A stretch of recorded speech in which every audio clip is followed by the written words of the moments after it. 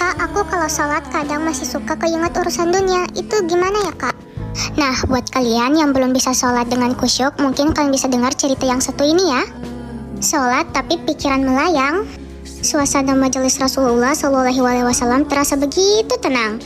Para sahabat duduk melingkar menyimak setiap perkataan beliau dan penuh perhatian. Namun, di antara mereka, seorang sahabat tampak gelisah. Jemarinya saling menggenggam, matanya menunduk, dan nafasnya terasa berat. Setelah beberapa saat ragu, ia akhirnya mengangkat wajah dan berkata dengan suara lirih, "Wahai Rasulullah, aku ingin bertanya, tetapi aku khawatir pertanyaanku ini akan membuatku semakin malu di hadapan Allah." Rasulullah tersenyum lembut, menatapnya penuh kasih sayang. "Katakanlah, wahai saudaraku, tidak ada pertanyaan yang membuat seseorang hina jika ia bertanya untuk mencari kebaikan." Sahabat itu mulai menarik nafas dalam, matanya mulai berkaca-kaca. "Wahai Rasulullah, aku merasa salatku sering tidak khusyuk. Kadang aku mengingat urusan dunia, kadang pikiranku melayang entah kemana. Aku takut salatku tidak diterima oleh Allah. Apakah dengan salatku seperti itu aku tetap mendapatkan pahala?" Suasana majelis seketika menjadi hening.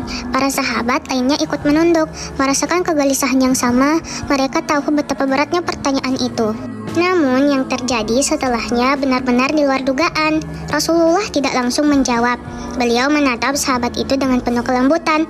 Lalu tiba-tiba air mata mulai membasahi pipi beliau. Para sahabat terkejut. Mereka jarang melihat Rasulullah menangis dalam situasi seperti ini.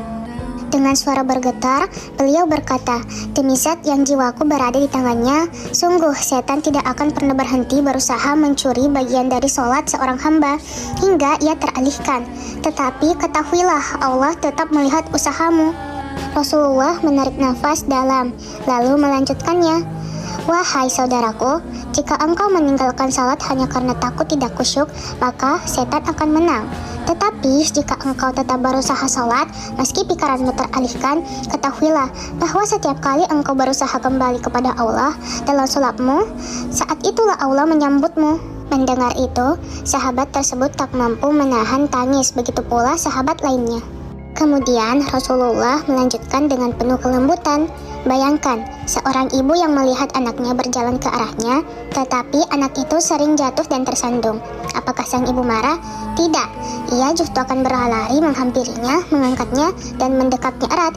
Itulah Allah. Ia lebih penyayang daripada seorang ibu kepada anaknya. Selama engkau terus kembali, Allah akan selalu menerimamu." Air mata mengalir di pipi sahabat itu. Kata-kata Rasulullah begitu menusuk hatinya.